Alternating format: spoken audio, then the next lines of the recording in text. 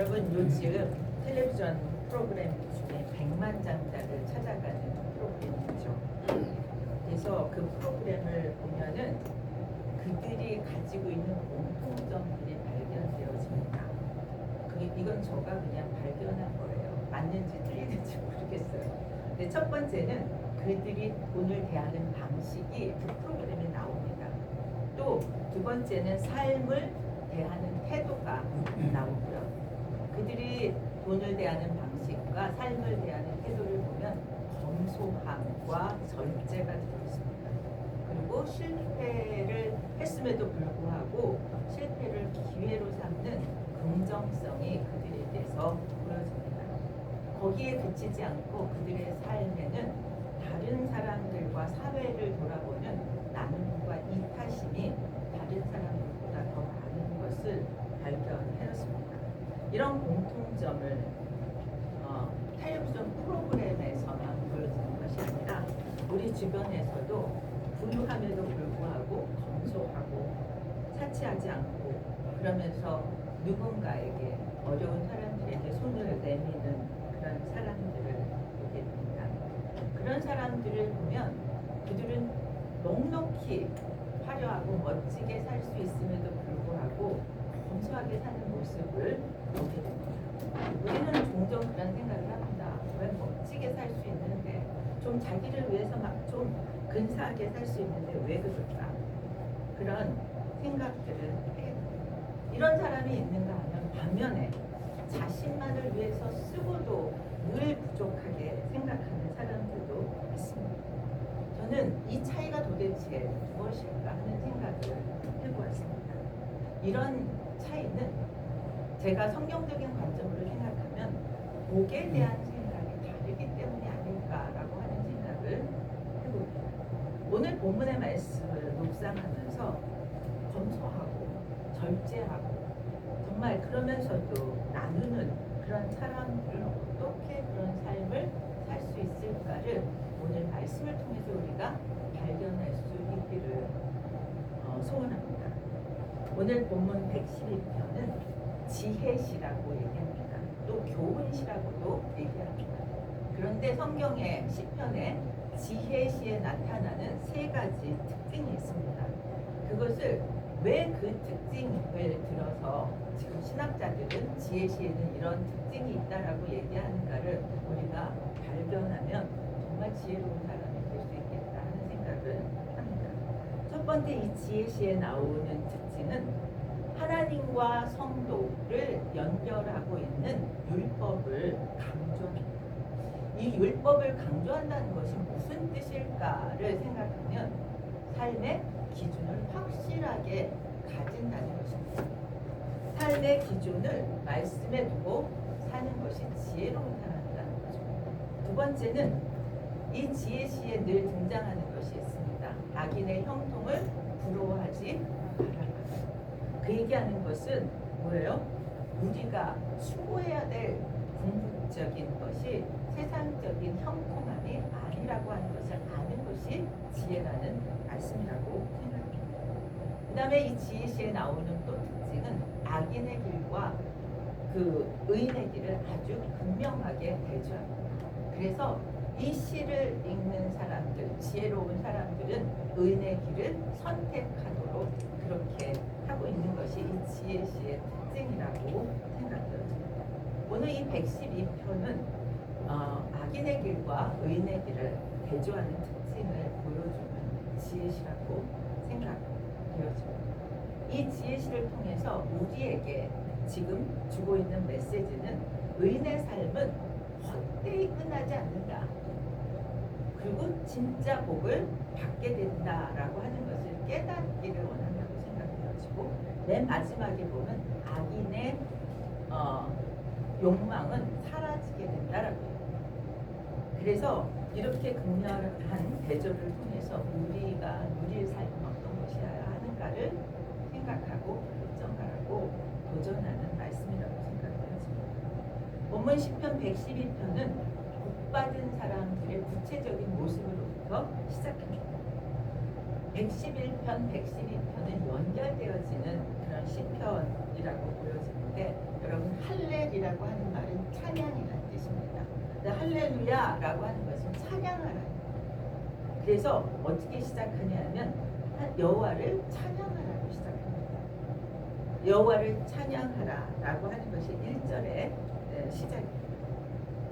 111편에서는 여호와를 찬양하는데 그분이 어떤 분이신지를 얘기하면서 찬양하라고 얘기하고, 오늘 본문은 하나님을 닮아가는 사람은 어떤 삶을 사는지를 보여주면서 찬양하라고 얘기합니다.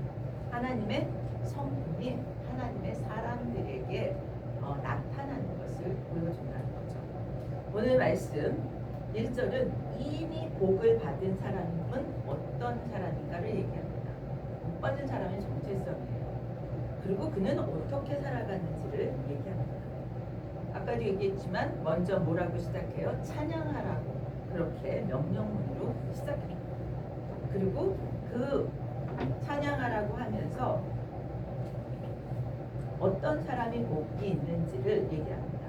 여호와를 주님을 두려워하는 자는 복이 있다. 주님을 경외하는 자는 복이 있다. 그렇게 선언하면서 그런 사람은 율법을 크게 즐거워한다라고 얘기합니다. 하나님을 경외하는 사람은 이미 복받은 사람이고, 여러분 우리는 그러니까 뭐예요? 복받은 사람입니다. 복받은 사람이 삶에 살아가는 방식은 뭐예요? 율법을 즐거워하는 사람이라는 거예요. 여러분 매번 우리가 얘기하지만 복 받기를 싫어하는 사람은 아무도 없습니다. 복을 구합니다. 그런데 요즘 어렸을 때 저희가 쓰던 밥그릇 뚜껑에 보면 뭐가 써 있어요? 숟가락에도 복 이렇게 써 있어요. 요즘에는 그런 수저나 그런 밥그릇을 제가 본 기억이 없습니다. 그렇게 복자를 써놓고 복을 구하는데 정말 복의 출처가 어디 있는지 우리가 알아야 제대로 복을 받을 수 있을 거라고 생각해야죠. 우리가 복을 받고자 하면서도 복이 어디서 오는지, 어떻게 받을 수 있는지 제대로 알아야 되겠다는 거예요. 그런데 사실은 잘 모른다는 거죠. 그래서 세상 사람들이 복을 구하는 방식으로 복을 찾아다닙니다. 오늘 본문은 분명하게 시작합니다. 복의 출처는 여호와 하나님이시다. 믿으십니까? 어떤 사람이 복을 받는지 얘기해 주는 거죠. 여호와를 경외한다는 뜻이 무엇입니까? 예배 시간에 예배 잘 드리는 것, 또 뭐예요? 열심히 기도하는 것 맞습니다. 그런데 그 모든 것에 앞서서 여호와를 경외하는 것은 하나님과의 관계가 어떤 관계에 있는가로부터 시작한다는 거죠. 하나님과 다른 관계를 가지고 여호와를 경외하는 자는 율법을 즐거워한다라고 얘기하고, 이런 사람이 복 있는 사람이라고 얘기해요. 시편 1편의 내용과 상통합니다. 그런데 그 사람들이 누리는 복을 2절 3절에서 얘기해요. 하나님을 경외하는 자들이 누릴 복, 우리 2절 볼까요? 그의 후손이 땅에서 강성하며 정직한 자들의 후손에게 복이 있으리라. 여기서 정직한 자들의 후손이라는 것은 하나님을 경외하는 자들의 후손을 얘기해요. 하나님은 당신을 경외하는 그 한 사람의 복에 그치지 않고 그 후손에까지 그 복이 이어지게 하신다라고 말씀하시는 줄 믿습니다. 당시 사회에서는 자손이 많은 게 복이었어요. 그리고 그 자손들이 그 복을 이어가야 하는 거죠. 하나님은 자녀를 강상하게 하는 것과 또 더불어서 3절에 보면 부와 재물이 그의 집에 있으며 그의 집에 부와 재물도 약속해 주셨습니다. 저는 이 말씀을 통해서 단순히 우리가 구하는 물질적인 풍요는 물론이고 그것을 넘어서 하나님의 관계 속에서 부어줄 수 있는 모든 복들을 함께 주시겠다라고 하시는 말씀이라고 생각합니다. 여러분, 우리의 삶이 여러 가지 일들을 만나면서 안정되지 못할 때가 참 많이 있습니다. 불안할 때, 넉넉함, 이 모든 거 우리가 추구하는 것인데 하나님이 오늘 우리에게 약속해 주시는 2절 3절의 말씀은 안정과 넉넉함까지 포함한 복을 약속해 주고 있습니다. 하나님에 의해서 정직한 자들의 모습에게 복이 있을 것이라고 하는 말씀입니다. 그 얘기는 의인의 삶뿐만 아니라 다음 세대가 신실하신 하나님의 그런 돌보심 아래 있다는 거죠. 하나님은 당신을 경외하는 자, 하나님과의 관계를 친밀하게 깊이 있게 가져가는 자에게 안정과 풍요를 허락하신다는 거죠. 여러분, 하나님의 돌보심을 날마다 경험하게 되기를 축복합니다. 하나님이 그래서 그 삶이 견고해지고 흔들리지 않기를 축복합니다. 여러분, 저는 우리 다 그렇습니다. 자녀를 얼마나 사랑합니까? 자녀를 얼마나 축복합니까? 정말 축복받게 해주고 싶잖아요. 그래서 이 말씀을 보니까 무슨 생각이 드냐면, 내가 하나님을 경외하는 삶을 얼마나 잘 살아내야 할까? 그것이 계속해서 이어질 수 있도록 하기 위해서 그들을 지금 어떻게 하는 것, 그것보다 더 지금 내가 하나님과의 관계를 더 잘하는 것이 먼저라는 생각을 하게 됩니다. 우리가 하나님을 경외하는 삶이 더욱 중요한 이유는 우리의 복뿐만 아니라 우리들이 사랑하는 자녀의 복이 연결되어 있기 때문이라는 거죠. 단순히 이 본문을 통해서 우리가 후손에 대해서 물질적인 그런 유산에만 초점을 맞추지 않기를 바랍니다. 왜냐하면 전제가 뭐예요? 여호와를 경외하는 자가 복이 있다.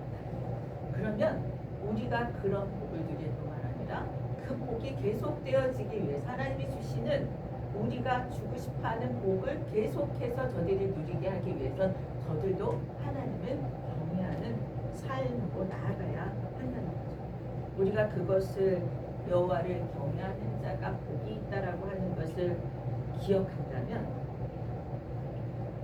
우리의 자녀가 후손이 그들에게 유산이 잘 남겨지기 위해서 우리가 먼저 경외하는 삶에 성공하고 그리고 그 삶의 영향력이 저들에게 가야 한다고 생각되었습니다. 여러분, 솔로몬은 다윗으로부터 얼마나 엄청난 재산을 상속받았습니까? 그런데 그의 삶이 어땠습니까? 당대를 넘지 못했습니다. 그 재산이 다윗의 후손들을 다 구원하지 못했습니다. 후손의 왕권을 아주 강력하게 지켜낼 수 없었습니다.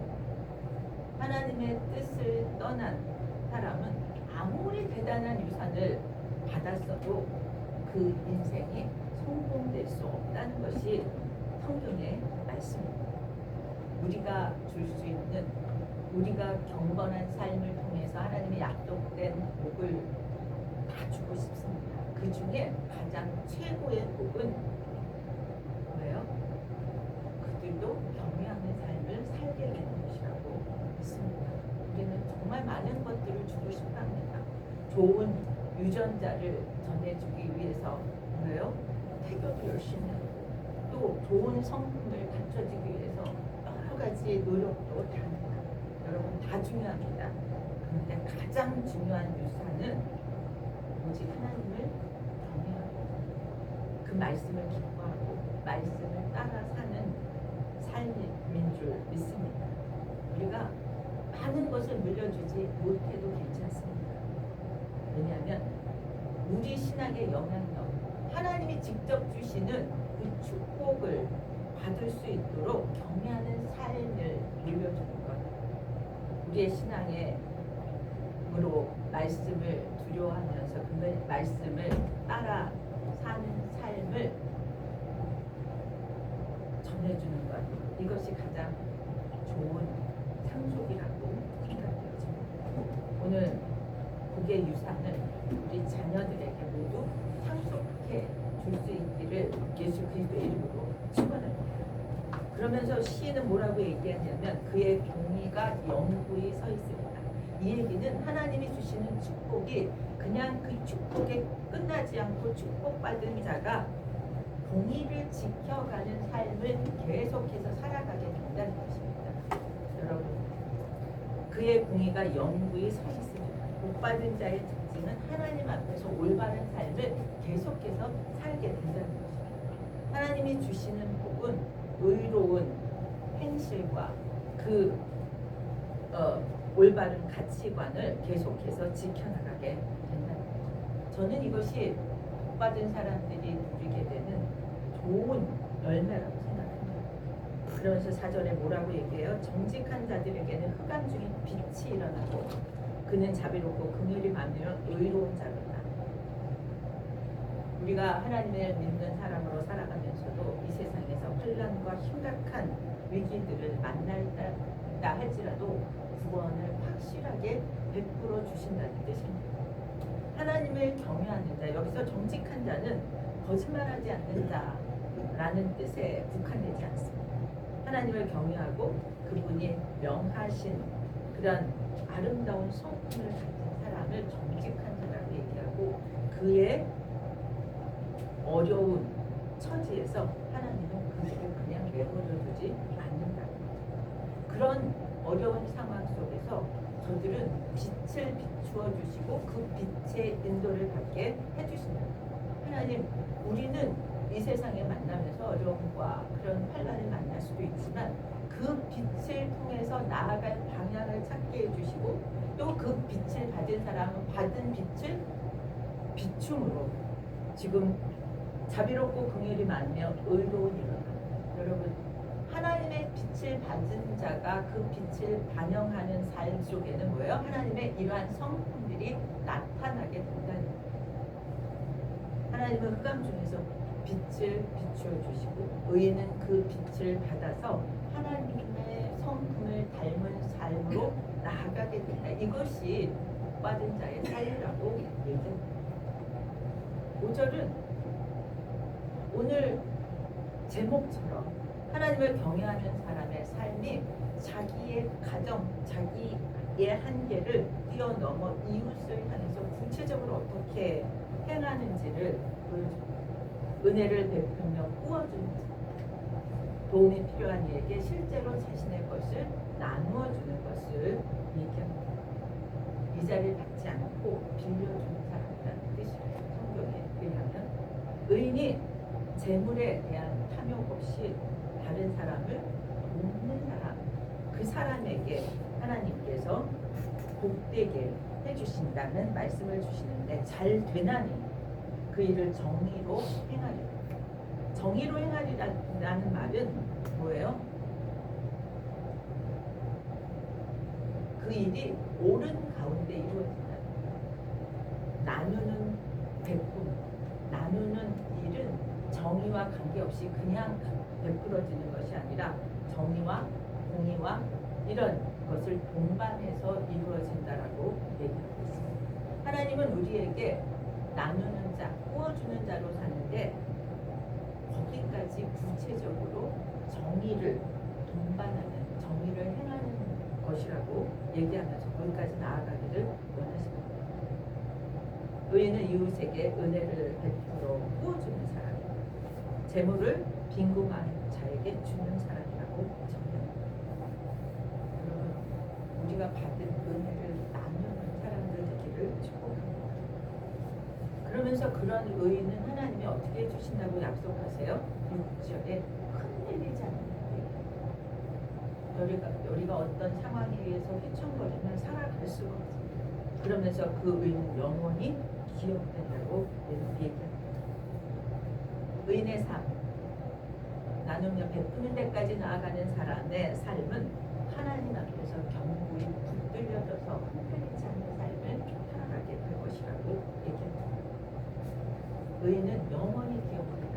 누가 기억해 주는 게 중요할까요? 하나님이 기억해 주시고, 두 번째는 공동체 안에서 후대까지 기억되어집니다. 그래서 우리는 뭐예요? 역사에서 훌륭한 사람들을 기억하자. 그런 사람이 될 것이라고 얘기합니다. 그러면서 그들의 삶은 헛되지 않더라고요. 우리의 삶이 다 기억되어지고 있다라고 생각하면 우리의 삶은 흔들리지 않고 견고한 삶을 믿음을 지켜나가는 삶이 될 것이라고 생각되어집니다. 그러면서 어떻게 그가 그것을 지켜낼 것인가를 7절에 얘기합니다. 흉한 소문을 두려워하지 않냐고. 흉한 소문이라는 게 뭘까요, 여러분? 흉한 소문. 흉한 소문은 어떤 소문일까요? 저는 오늘날의 세상에 흉한 소문이 도는 사회 같아요. 재난이나 손실이나 위협처럼 삶이 불안하게 만드는 그런 불길한 얘기들이 자꾸 들려지는 거예요. 이것이 흉한 소문이라는 생각이 있어요. 뭐 경제가 곧 무너질 것 같다라든지, 뭐 우리의 그런 자유가 제한될 것 같다라든지, 이런 것들이 다 흉한 소식이 되는 거죠. 그럼에도 불구하고 그런 것을 두려워하지 않고 살 수 있다라고 얘기해요. 여러분, 흉한 소식이 들리고 불안한 소식이 들리는데 그럼에도 불구하고 두려워하지 않고 살 수 있는 사람이 얼마나 될까요? 그 얘기는 그런 소식과 그런 상황에 뭐예요? 지배당하지 않는다. 저는 이 말씀을 묵상하면서 옛날 생각이 났어요. 내가 미국에 있을 때 한국에 자꾸 북한에서 도발하는 소식들이 막 CNN 같은 데 들려요. 그러면 여기 사정을 잘 모르니까 불안한 거예요. 혹시 부모님들 걱정도 되고. 근데 저는 두 종류의 부모님의 소식을 들었습니다. 저희 아버님은 그 전쟁을 겪은 세대였잖아요. 그래가지고 북한에서 도발 소식이 있으면 막 불안해하시고요. 막 심지어 막 이렇게 막 다니다가 넘어지시고 막 그러셨어요. 그래서 막 그런 소식이 오면 우리한테도 막 계속 전화로 그 불안한 소식을 막 전해줘요. 믿음이 있으셨으면 좋겠고. 그럼 또 그 멀리 떨어져 있는 자식 입장에서 되게 떨려요. 그래서 이제 주변에 있는 사람들에게 정말 한국이 그런가 이렇게 물어봐요. 그럼 또 그 사람들이 또 한국에 전화를 걸어봐요. 자기 부모님들한테. 믿음이 좋은 부모님의 대답입니다. 뭐가 문제냐? 그때가 돼서 어려운 상황이 되면 천국 가면 됐지. 전쟁이 나서 뭐 이렇게 불안하다고 걱정하고 전화를 하냐고. 오히려 혼나고 전화를 끊었대요. 여러분, 저는 이게 그 차이라고 생각되었습니다. 어떤 소식에도 우리가 두려워하지 않고 살 수 있는 사람이 될 수 있다. 여러분, 진짜 믿음의 사람이 되면 그럴 줄 믿습니다. 우리가 지금 이 흉흉한 소식 속에서도 매일매일 그래도 기쁨 가운데, 그래도 감사함 가운데 살아갈 수 있는 것은 우리에게 하나님의 믿음과 하나님의 약속한 복들이 있기 때문이라고 생각합니다. 8절은 주 여호와를 향한 신뢰 속에서 그 내면이 어떤가 얘기합니다. 8절에 그 마음이 견고하여 두려워하지 아니할 것이다. 여러분, 어떤 상황에도 두려워하지 않으실 수 있다라고 오늘 말씀하시고 그렇게 되시기를 축복합니다. 그러면서 뭐라고 해요? 얘기해요. 그의 대적들이 받는 보응을 마침내 보리라. 그 얘기는 뭐예요? 하나님이 그의 대적들을 다 대응해서 저들의 결말이 어떻게 될 거를 미리 얘기해 주시는 거죠. 대적들이 받는 보응은 너희가 볼 수 있게 내가 해줄 거야. 그러니 견고하여 두려워하지 말라라고 말씀합니다. 위협 앞에서도 쉽게 무너지지 않는 그런 의인은 악을 바로 잡으시는 하나님의 역사를 보게 될 것이다. 이것이 의인의 삶은 지금 9절에 보니까 뭐야? 재물을 흩어 빈궁한 자들에게 주었다.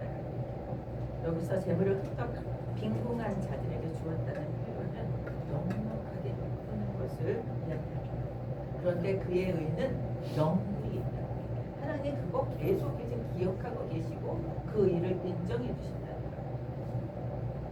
거기 그치지 않습니다. 저는 이 9절의 뒷부분이에요. 그의 뿔이 영광 중에 들리리로다. 뿔이 무엇입니까? 그 뿔은 존귀합니다. 높여집니다.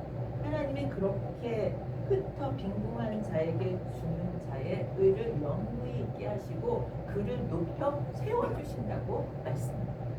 내가 한 것은, 우리가 하는 것은 아주 작은 것을 할 뿐이지만 하나님은 그 모든 것을 통해서 뭐예요? 높여주신다고 약속을 주신다. 복 받는 사람의 특징은 나누는 거예요. 기꺼이 나누라고 우리에게 말씀하시는 줄 믿습니다. 아브라함을 뭐예요?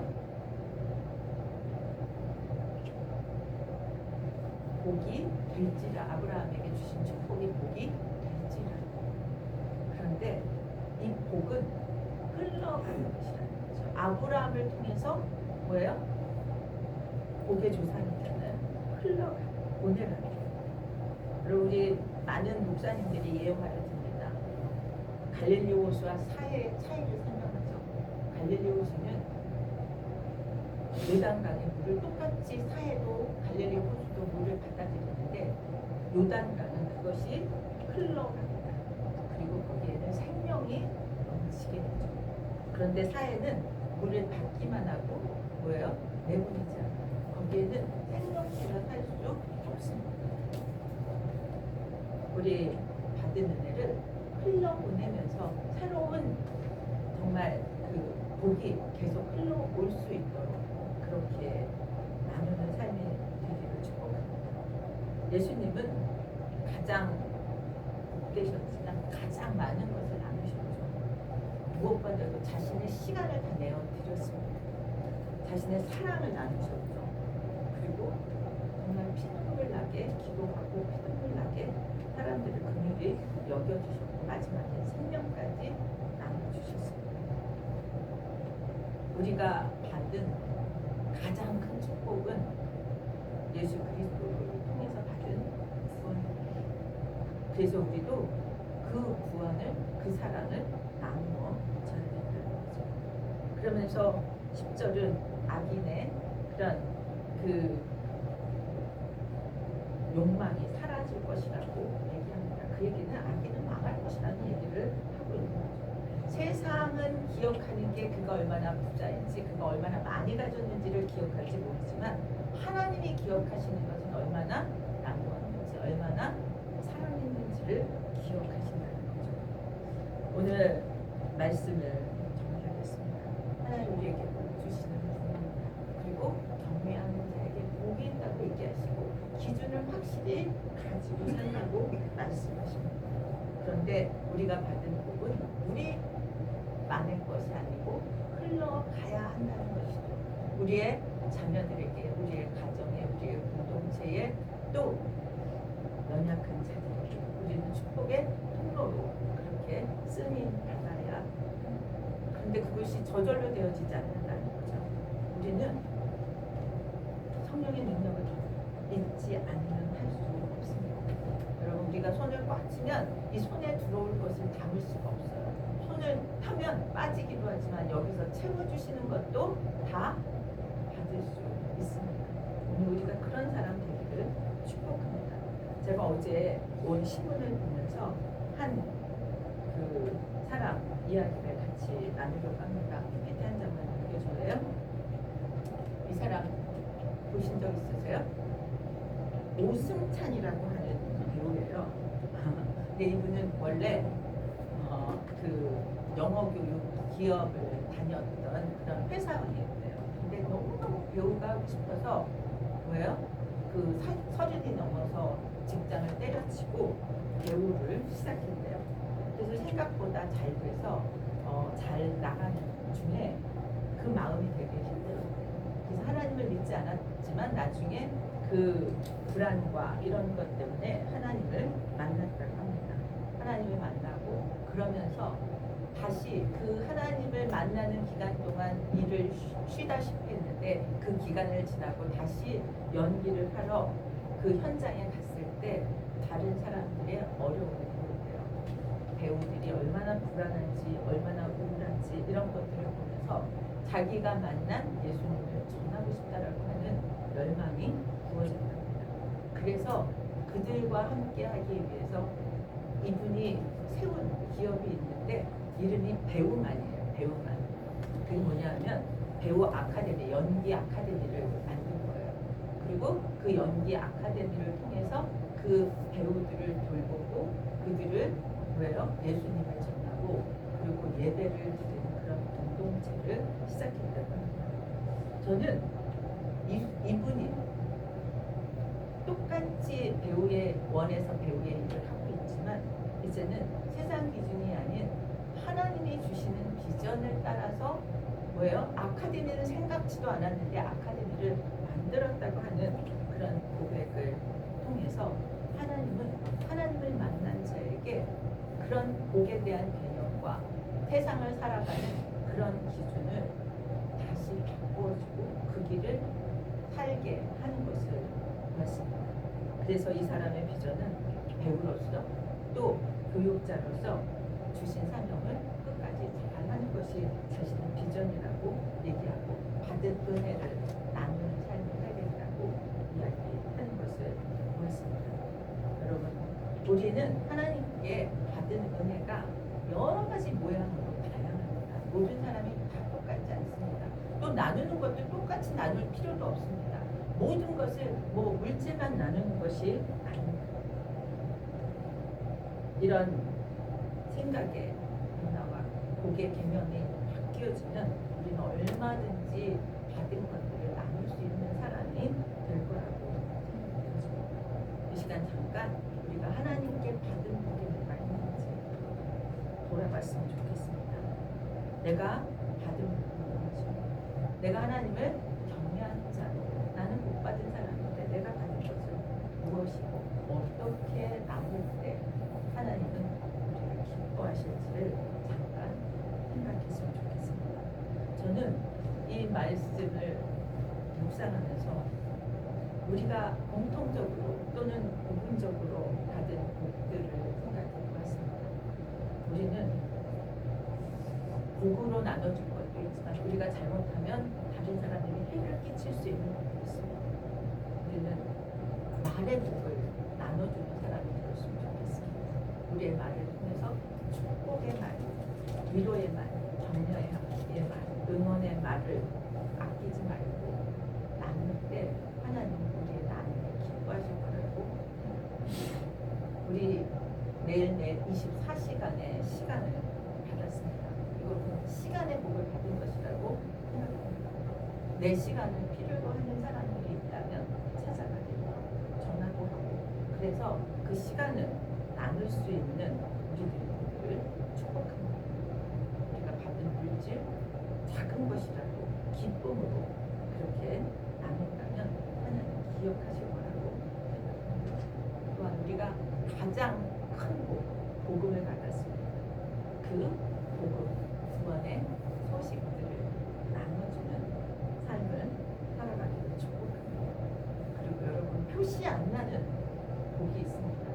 기도하는 여러분 우리가 받은 기도하는 힘, 기도하는 그런 복을 아는 사람들입니다. 그렇다면 누군가의 이름을 불러가면서 기도하는 것, 이것이 기도의 복을 나누는 것이라는 생각이 들었습니다.